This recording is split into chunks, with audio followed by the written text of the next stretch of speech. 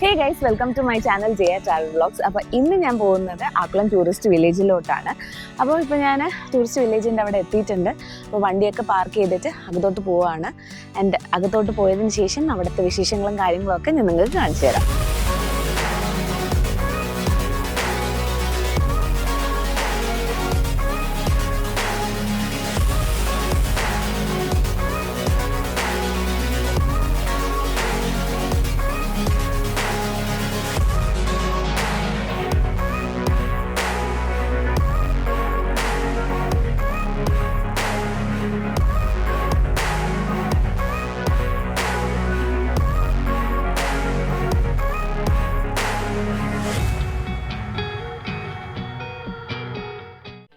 അപ്പം നമ്മൾ വണ്ടിയൊക്കെ പാർക്ക് ചെയ്തിട്ട് ആക്കുളം ടൂറിസ്റ്റ് വില്ലേജിൻ്റെ അടുത്തോട്ട് നടക്കുകയാണ്. അപ്പോൾ നമുക്ക് നടക്കുന്ന വഴി തന്നെ ഇതേപോലൊരു ടീ ആൻഡ് ജ്യൂസ് കട കാണാം. അപ്പോൾ ഇതല്ലാതെ ഇതിൻ്റെ അടുത്ത് ഞാൻ വേറൊരു ജ്യൂസ് കടയോ ചായക്കടയോ ഒന്നും ഞാൻ കണ്ടില്ല. ഓക്കെ, അപ്പോൾ ഈ ഒരു കടയുടെ ബാക്ക് സൈഡിൽ തന്നെ നമുക്ക് ആക്കുളം കായൽ കാണാം. ആൻഡ് അവിടെ തന്നെ വാക്ക് വേ ഒക്കെ കൊടുത്തിട്ടുണ്ട്. അപ്പം ആ ഒരു വാക്ക് വേ കൂടെ നമുക്ക് നടക്കാം. അവിടെ ഇരുന്ന് സൺസെറ്റൊക്കെ കണ്ട് കുറച്ച് നേരം ഒരു അടിപൊളി ടൈമൊക്കെ അവിടെ തന്നെ ഇരുന്ന് സ്പെൻഡ് ചെയ്യാം. അപ്പോൾ ഇവിടെ നമുക്ക് ആ ടൂറിസ്റ്റ് വില്ലേജിൻ്റെ അകത്തോട്ട് പാർക്ക് ചെയ്യാനായിട്ടുള്ള സൗകര്യമൊന്നുമില്ല. ആൻഡ് അതെനിക്ക് ഇത്തിരി ഒരു ഡ്രോബാക്ക് ആയിട്ട് തോന്നി ഇവരുടെ. കാരണം അകത്ത് പാർക്കിംഗ് ഒന്നുമില്ല. അപ്പോൾ നമ്മൾ ഇതേ കണക്ക് റോഡിൻ്റെ സൈഡിൽ തന്നെ വണ്ടി പാർക്ക് ചെയ്യേണ്ടി വരും. അപ്പോൾ അതാണ് ആക്കുളം ടൂറിസ്റ്റ് വില്ലേജിൻ്റെ എൻട്രൻസ്. അപ്പോൾ നമുക്ക് റോഡൊക്കെ ക്രോസ് ചെയ്തിട്ട് ഇതിനകത്തോട്ട് കയറാം. അപ്പോൾ ഈ ഒരു ടൂറിസ്റ്റ് വില്ലേജിൻ്റെ ലൊക്കേഷൻ വന്നിട്ട് ഉള്ളൂർ ജംഗ്ഷനിൽ നിന്ന് ആക്കുളം റോഡിലേക്ക് വരുമ്പോൾ അറൗണ്ട് ഒരു 3 കിലോമീറ്റേഴ്സിനുള്ളിലാണ് ഈ ഒരു സ്ഥലം വരുന്നത്. ആൻഡ് നമുക്ക് വരുന്ന വഴിക്ക് തന്നെ ഈ ഒരു ആക്കുളം ടൂറിസ്റ്റ് വില്ലേജ് കാണുകയും ചെയ്യാം. ആൻഡ് ഗൂഗിൾ മാപ്പിലും ഇതിൻ്റെ ലൊക്കേഷൻ നമുക്ക് ഈസിലി കിട്ടുകയും ചെയ്യും. സോ വരാനായിട്ട് ബുദ്ധിമുട്ടൊന്നുമില്ല. ഓക്കെ, അപ്പോൾ ഈ നേരെ കാണുന്നതാണ് ഈ ഒരു ആക്കുളം ടൂറിസ്റ്റ് വില്ലേജിൻ്റെ എൻട്രൻസ് ആൻഡ് ടിക്കറ്റ് കൗണ്ടർ. അപ്പോൾ ഇതൊക്കെയാണ് ടിക്കറ്റ് റേറ്റ്സ്. അപ്പോൾ നമ്മൾ അഡ്വഞ്ചറസ് സോണിൻ്റെ ടിക്കറ്റ്സ് മാത്രം മേളിൽ അഡ്വഞ്ചറസ് സോണിൽ പോയി എടുക്കണം. ബാക്കി സ്വിമ്മിംഗ് പൂളും എൻട്രി ഫീസും ഒക്കെ ഇവിടെ നിന്ന് തന്നെയാണ് എടുക്കുന്നത്. അപ്പോൾ നമ്മൾ ടിക്കറ്റ്സ് ഒക്കെ എടുത്തിട്ട് നേരെ അകത്തോട്ട് കയറുകയാണ്. അപ്പോൾ നമ്മൾ കയറുമ്പോൾ തന്നെ ആദ്യം കാണുന്നത് ചിൽഡ്രൻസ് പാർക്കാണ്.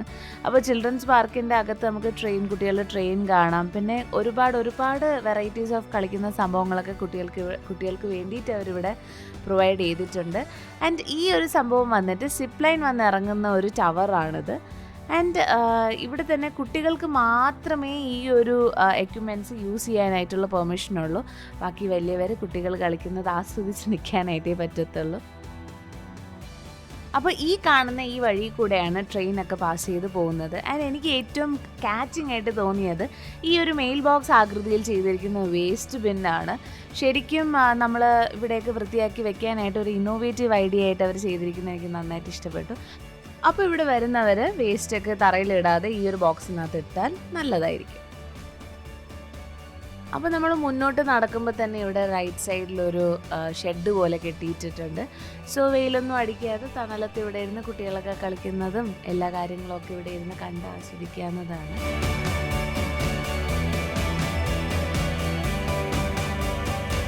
അപ്പോൾ മേളിലാണ് ആക്ടിവിറ്റി സോൺ വരുന്നത്. നമ്മൾ ഈ വഴിയാണ് ആക്ടിവിറ്റി സോണിലോട്ട് പോകുന്നത്. അപ്പോൾ ആക്ടിവിറ്റി സോണിൽ പോകുന്നതിന് മുന്നേ തന്നെ ഇതിൻ്റെ സൈഡിലാണ് വാട്ടർ ബേസ്ഡ് ആയിട്ടുള്ള റൈഡ് വരുന്നത്. അപ്പോൾ നമുക്ക് പോകുന്നതിന് മുന്നേ അവിടെ ജസ്റ്റ് ഒന്ന് പോയി നോക്കിയിട്ട് വരാം. അപ്പോൾ പാർക്കിൻ്റെ ഈ സൈഡിലൂടെയുള്ള വഴി കൂടെയാണ് വാട്ടർ ബേസ്ഡ് റൈഡിൻ്റെ സംഭവങ്ങളൊക്കെ വരുന്നത്. ഓക്കെ, അപ്പം ഞാൻ നേരത്തെ കണ്ടത് ആ കാണുന്ന ബലൂൺ ആ സംഭവമാണ്. അത് എന്തോ വെയിറ്റ് ബാലൻസ് ചെയ്തിട്ട് ഒരു പോയിന്റിൽ നിന്ന് ഫിനിഷിംഗ് പോയിന്റ് സ്റ്റാർട്ടിംഗ് പോയിന്റ് വരെ എത്തുന്ന എന്തോ ഒരു എക്സൈറ്റിംഗ് ആയിട്ടുള്ളൊരു റൈഡാണ്. ആൻഡ് അവിടെ തന്നെ പെഡൽ ബോട്ടും ഉണ്ട്. ഓക്കെ, അപ്പം നമുക്ക് ഇവിടെ നിന്ന് ഇപ്പോൾ ആക്ടിവിറ്റി സോണിലോട്ട് പോവാം. ആൻഡ് അവിടെയൊക്കെ കഴിഞ്ഞിട്ട് നമുക്ക് തിരിച്ച് ഈ ഒരു സ്ഥലത്തോട്ട് വരാം.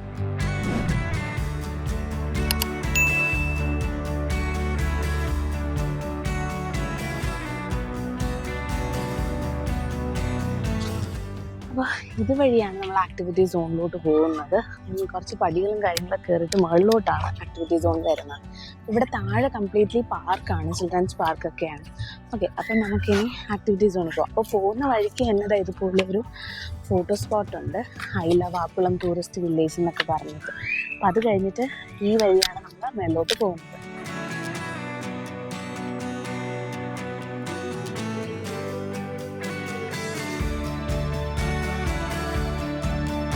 അപ്പോൾ ഈ ആക്ടിവിറ്റി സോണിൽ സൈഡിൽ ലൈറ്റ്സും കൊടുത്തിട്ടുണ്ട്. ചിലപ്പോൾ നൈറ്റ് ടൈം എനിക്ക് തോന്നുന്നു കുറച്ചുകൂടെ കാണാൻ നല്ല ഭംഗിയായിരിക്കും.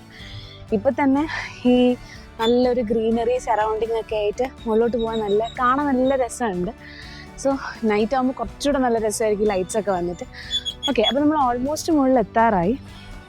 അപ്പോൾ അവിടെ ഫിഷ് പെഡിക്യൂറിൻ്റെ ഒരു ബോർഡ് കൊടുത്തിട്ടുണ്ട്. അപ്പോൾ എനിക്ക് തോന്നുന്നു അവിടെ ആയിരിക്കാം അതിൻ്റെ സംഭവം തോന്നും. അപ്പോൾ നമുക്ക് അങ്ങോട്ട് പോയി നോക്കാം. അപ്പോൾ നമ്മൾ കയറി വരുന്ന വഴിക്ക് തന്നെ റെസ്റ്റ് ചെയ്യാനായിട്ട് ഇതുപോലെ ഒരു റെസ്റ്റിംഗ് സംഭവം, ഒരു സ്റ്റേഷൻ പോലെ അവർ കെട്ടിയിട്ടുണ്ട്. ആൻഡ് മഴയൊന്നും കൊള്ളാതെ നല്ല ഓടൊക്കെ ഇട്ട് സൂപ്പറായിട്ട് അവർ ചെയ്തിട്ടുണ്ട്. ഇനി ഇതാണ് ഫിഷ് പെഡിക്യൂർ അല്ലെങ്കിൽ ഫിഷ് സ്പാ വരുന്നത്. അപ്പോൾ റേറ്റ്സ് വന്നിട്ട് പബ്ലിക്കിന് 110 സ്റ്റുഡൻസിന് 100 ആണ്. അപ്പോൾ ഇതിൻ്റെ ഉള്ളിലാണ് ഫിഷ് സ്പാ വരുന്നത്. ആൻഡ് ഒരു സ്പായിൻ്റെ ടൈമിംഗ് എന്ന് പറയുന്നത് 10 മിനിറ്റാണ്. ഞാൻ റേറ്റ്സ് പറഞ്ഞിട്ടുണ്ട് നേരത്തെ. അപ്പോൾ ശരി, നമുക്കിനി മേളിലോട്ട് പോവാം.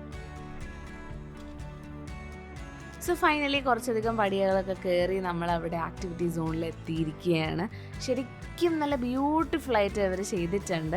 ഇരിക്കാനായിട്ടുള്ള സൗകര്യങ്ങളും പിന്നെ ഈ സൈഡിൽ കുട്ടികൾക്കും മുതിർന്നവർക്കും കളിക്കാനായിട്ടുള്ള ആക്ടിവിറ്റീസും കാര്യങ്ങളും ആയിട്ടുള്ള ഒരു സോണാണ് ഈ ഒരു സൈഡിൽ വന്നിട്ട്.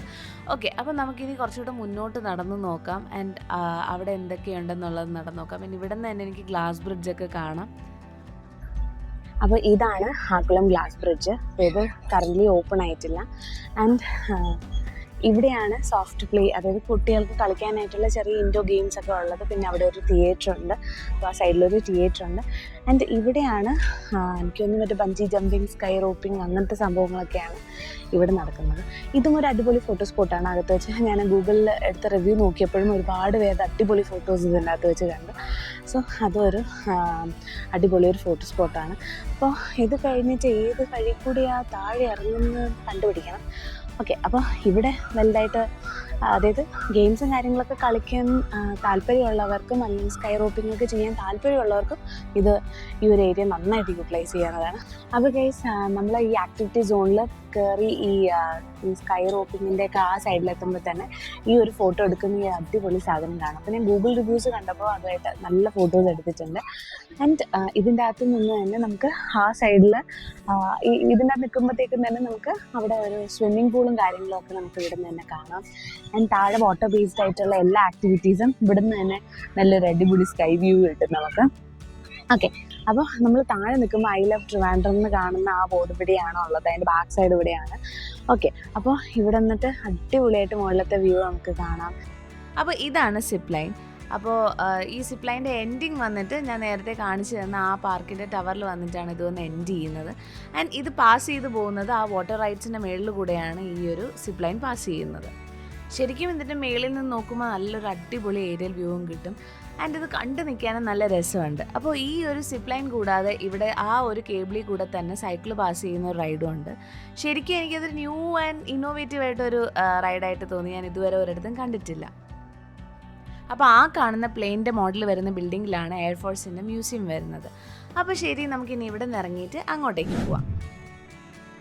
അപ്പോൾ ഇവിടെയാണ് ആക്ടിവിറ്റി സോണിൻ്റെ ടിക്കറ്റ് കൗണ്ടർ വരുന്നത്. ആൻഡ് ഇതാണ് അവിടുത്തെ റൈഡ്സിൻ്റെ റേറ്റുകളൊക്കെ. അപ്പോൾ ഞാൻ 12 തിയേറ്ററിൻ്റെ ടിക്കറ്റ്സ് എടുക്കാൻ നിൽക്കുകയാണ്. ആൻഡ് ഞാൻ വേറെ റൈഡ്സ് ഒന്നും കയറിയില്ല. അപ്പോൾ 12 തിയേറ്റർ ഒന്ന് എക്സ്പീരിയൻസ് ചെയ്യാമെന്ന് വിചാരിച്ചു. ഈ സൈഡിൽ തന്നെ കുട്ടികൾക്ക് വേണ്ടിയിട്ടുള്ള ജീപ്പും ഇലക്ട്രിക് ജീപ്പും സൈക്കിൾസൊക്കെ ഉണ്ട്. ആൻഡ് ഇവിടെ എല്ലാം ഈ സൈഡിലും കുട്ടികളുടെ ഗെയിമിങ്സുമാണ്. ആൻഡ് 12 സിനിമ തിയേറ്റർ പറയാതിരിക്കാൻ വയ്യ. നമുക്ക് 2 ഷോസുണ്ട്. ആൻഡ് ഈ 2 ഷോസും ആദ്യം ഒരു ഹൊറർ രീതിയിൽ കാണിക്കുന്ന ആൻഡ് രണ്ടാമതൊരു റോളർ കോസ്റ്റർ റൈഡാണ്. ശരിക്കും എനിക്ക് ഹൊറർ ചിലപ്പോൾ ഞാൻ വലിയ ഒരു അഡൽറ്റിനത് കാണുമ്പോൾ അത്രയും ഒരു പേടി അങ്ങനെയും തോന്നത്തില്ല. ബട്ട് റോളർ കോസ്റ്റർ റൈഡിൽ വന്ന ആ ഒരു 12 തിയേറ്റർ എക്സ്പീരിയൻസ് സത്യം പറഞ്ഞ ഒരു അടിപൊളി കിട്ടും എക്സ്പീരിയൻസ്. അത് ശരിക്കും പലവോ ചത്ത് ആ ഒരു കൈൻഡ് ഓഫ് ഫീലിംഗ് ആയിരുന്നു ഇടയ്ക്കിടയ്ക്കൊക്കെ. ഓക്കെ, ആൻഡ് 12 തിയേറ്ററിൽ അറൗണ്ട് 10 minutes ആണ് ഈ 2 ഷോ വരുന്നത്. ആൻഡ് ഇനി നമ്മൾ ഇവിടുത്തെ ഈ ഒരു ആക്ടിവിറ്റി സോണിലെ കാര്യങ്ങളൊക്കെ കഴിഞ്ഞിട്ട് നമ്മളിപ്പോൾ നേരെ താഴോട്ട് ഇറങ്ങുകയാണ്. ആൻഡ് താഴെ നമ്മൾ ഈ എയർഫോഴ്സിൻ്റെ മ്യൂസിയവും പിന്നെ നമ്മൾ നേരത്തെ വന്ന വഴി തന്നെ നമ്മൾ താഴെ ഇറങ്ങുന്നത്. അപ്പോൾ താഴെ നമ്മൾ ഇനി കാണാൻ പോകുന്നത് എയർഫോഴ്സിൻ്റെ മ്യൂസിയവും പിന്നെ അവിടെ കുറേ വാട്ടർ റൈഡ്സും ഈ വാട്ടർ ബേസ്ഡ് ആയിട്ടുള്ള ആക്ടിവിറ്റീസൊക്കെയാണ്. അപ്പോൾ ഞാനിന്ന് വാട്ടർ ബേസ്ഡ് റൈഡ്സിനോ അല്ലെങ്കിൽ സ്വിമ്മിംഗ് പൂളിലൊന്നും ഇറങ്ങുന്നില്ല, കാരണം ഞാൻ എക്സ്ട്രാ ഡ്രസ്സസ് കരുതിയിട്ടില്ല അതിന് വേണ്ടിയിട്ട്. അപ്പോൾ നമുക്ക് ലാസ്റ്റായിട്ട് ഇപ്പോൾ എനിക്ക് തോന്നുന്നു അവിടെ ഇനി എയർ ഫോഴ്സിൻ്റെ മ്യൂസിയം മാത്രമേ ഉള്ളൂ എന്ന്, അറിയത്തില്ല. താഴോട്ട് നോക്കുമ്പോൾ അത് വേറെ എന്തെങ്കിലും ഉണ്ടോ എന്നുള്ളത്, താഴെ പോയി നോക്കുമ്പോഴേ നമുക്ക് അറിയാൻ പറ്റുള്ളൂ വേറെ എന്തെങ്കിലുമൊക്കെ ഉണ്ടോ എന്നുള്ളത്. ഓക്കെ, നമുക്കിനി താഴെ പോവാം.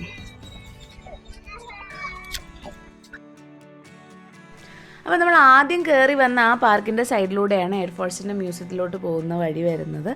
ആൻഡ് ഇവിടെയാണ് ഞാൻ നേരത്തെ കാണിച്ചു തന്ന ആ ഒരു വാട്ടർ റൈഡിൽ, ആ ബലൂൺ റൈഡും പിന്നെ പെഡൽ ബോട്ടും ഒക്കെ വരുന്നത്. അപ്പോൾ മേളിലാണ് നമ്മൾ നേരത്തെ നിന്ന സ്ഥലം, ഐ ലവ് ട്രിവാൻഡ്രം ഒക്കെ വരുന്നത്.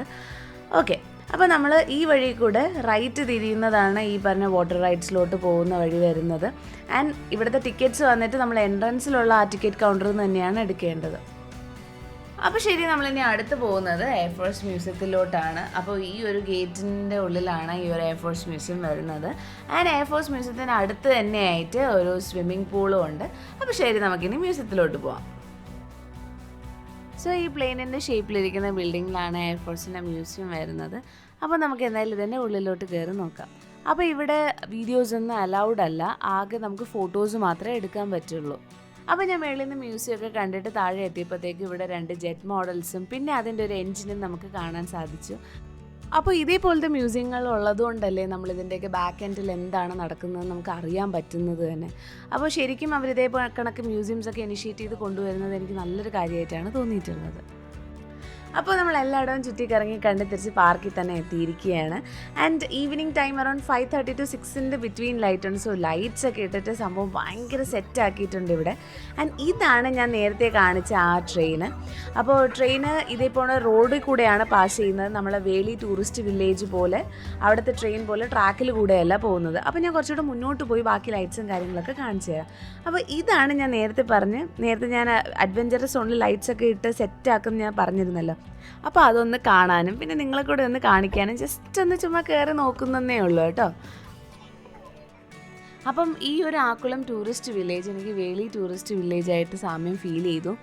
അപ്പോൾ ഞാൻ എൻ്റെ ചാനലിൽ വേളി ടൂറിസ്റ്റ് വില്ലേജിൻ്റെ വീഡിയോ ഇട്ടിട്ടുണ്ട്. അപ്പോൾ വീഡിയോ കാണാത്തവർ തീർച്ചയായിട്ടും എൻ്റെ ചാനലിൽ കയറി ആ വീഡിയോ കാണുക.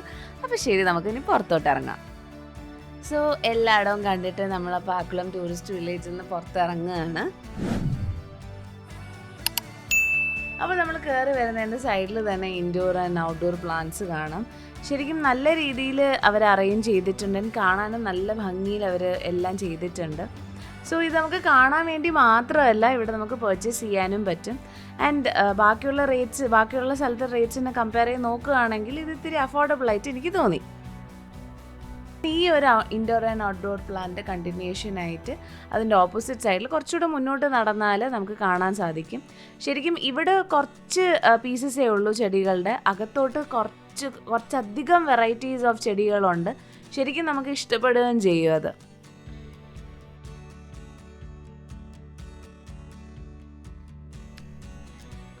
അപ്പോൾ ഈ ഒരു ചെടികളുടെ ഇത് വന്നിട്ട് സ്വിമ്മിംഗ് പൂളിൻ്റെ ബാക്ക് സൈഡിലോട്ടാണ് വരുന്നത്. അപ്പം നമുക്ക് ഇവിടെ നിന്ന് കാണുമ്പോഴത്തേക്കും തന്നെ നമുക്ക് മനസ്സിലാവും ശരിക്കും ഒരു വൈഡ് റേഞ്ച് ഓഫ് ചെടികൾ തന്നെ ഇവരുടെ കയ്യിലുണ്ടെന്ന്. സോ നമുക്കിനി ബാക്കിയുള്ള ഇതൊക്കെ അകത്ത് കയറി നോക്കാം, ഇനി അകത്ത് എന്തൊക്കെയുണ്ടെന്നുള്ളത്. അപ്പോൾ നമ്മൾ ഉള്ളിലോട്ട് കയറുമ്പോഴത്തേക്കും ശരിക്കും ഒരുപാട് വെറൈറ്റീസ് ഓഫ് ഇൻഡോർ പ്ലാന്റ്സ് കാണാം. നല്ല ഭംഗിയുണ്ട് ഇങ്ങനെ അറേഞ്ച് ചെയ്തിരിക്കുന്നത് കാണാനായിട്ട്.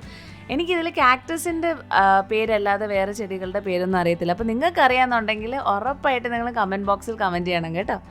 അപ്പോൾ ആൻഡ് ഇവിടുത്തെ കസ്റ്റമർ സർവീസ് അത് പറയാതിരിക്കാൻ വയ്യ. ശരിക്കും നമ്മളിപ്പം ഫസ്റ്റ് ടൈമാണ് ഇൻഡോർ പ്ലാന്റ്സ് മേടിക്കുന്നതെങ്കിൽ അവരെങ്ങനെയാണ് അതിനെ കെയർ ചെയ്യേണ്ടതെന്നും എന്തൊക്കെയാണ് ഒരു പ്ലാന്റ് വളർത്താനായിട്ട് ചെയ്യേണ്ട കാര്യങ്ങളെല്ലാം അവർ നമുക്ക് പറഞ്ഞു തരും. ആൻഡ് എനിക്ക് അട്രാക്റ്റീവായിട്ട് തോന്നിയത് ഇവിടുത്തെ പോട്ട്സ് ആണ്. ശരിക്കും ഒരുപാട് ക്യൂട്ട് പോട്ട്സ് ഉണ്ട് ആൻഡ് വലിയ റേറ്റും അല്ലായിരുന്നു. സോ ചെടികളുടെ ആണെങ്കിലും കമ്പാരിറ്റീവ്ലി ബാക്കിയുള്ള പ്രൈസസൊക്കെ വെച്ച് അത്രയും കോസ്റ്റ്ലി അല്ല എന്ന് എനിക്ക് തോന്നി.